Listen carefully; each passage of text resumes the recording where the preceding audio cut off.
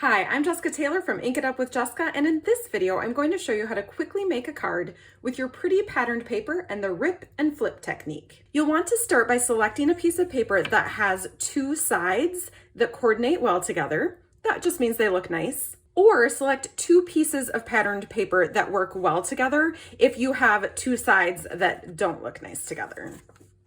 This way you can make two different cards with these two pieces of paper. For this technique, you're going to cut your patterned paper to 4 inches by 6 inches. If your pattern has an obvious up and down like these butterflies, you'll want the 4 inches to be this way and the 6 inches to be this way. So just pay attention to the pattern of your paper when you're cutting it.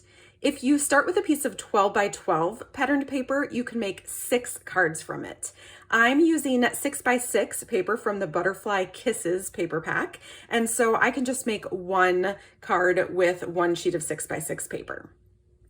Once you have your 4 by 6 paper, you're just going to tear it across. So for the cards that I've made, I tore at about 2 inches. If you want to show off more of one paper than the other, you can tear it at a different spot, but you're just going to use your thumbs to kind of work around that line and tear it across. Once we've ripped it, you're going to flip one of the pieces if you have two sides that coordinate. Then we'll just put these pieces on a card base. This time I've cut my cardstock to 4 1/4 inches by 11 inches and scored it at 5 1/2 inches. So when the card is finished, it will open up. When you are taping your pieces onto your card, you can put the bottom piece down first so that you see more of the top piece and the tear looks like this. Or you can put the top piece down first and the bottom piece on top so that your tear looks like this. Totally your choice. For this card, I'm going to put the bottom piece down first, so I'll just add some adhesive to the back of that. I like to use a double-sided tape like the Stampin' Seal, but you use whatever adhesive you like the best.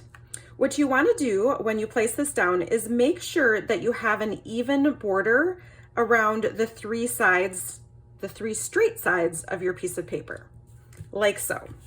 Then you'll add adhesive to the back of the other piece of paper. And when you're putting it on, you want to make sure that you line up the sides with the piece that's already taped down, as well as have an even border across the top. Now you can add a greeting or decorate your card front any way that you'd like. Let's take a closer look at the 3 cards that I made.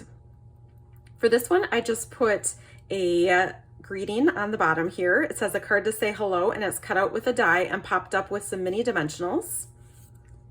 I did the same thing on this piece, and you can see this piece I tore a little bit crooked, if you will. It's not straight across, so that adds a little more interest to the card. And then for this one, I added the sending across kind of the torn edge, because when I flipped this one, it didn't give the white torn edge. And so I just like how that looked to kind of cover up the edge between the two, and added another greeting below it. You could add a big circle here, cut out a rectangle, whatever you like on these cards. That's it. I hope you'll give the rip and flip technique a try. If you like this video, please give it a thumbs up and be sure to subscribe for more card making videos. Thanks for watching.